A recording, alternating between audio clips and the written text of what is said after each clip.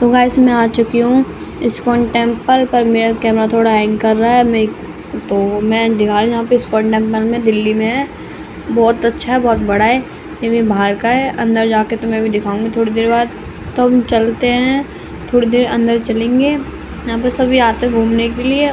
चलो हम जाते हैं अंदर, बाहर की तरफ देखते पहले। बाहर आ गया हमारा ये जीना।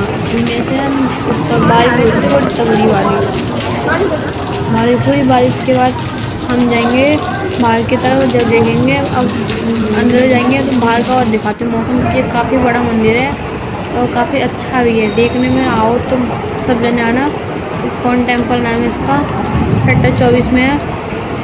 हर कोई बता देगा इसके बारे में। अब चलता हूँ मंदिर के अंदर। चलो मंदिर के अंदर चलते हैं। ये है अंदर का। अभी तो और भी कुछ है, बहुत कुछ है इसके अंदर। तो जाके तुम कैसा भी कुछ भी देख सकते हो। बहुत बढ़िया है, बहुत बढ़िया।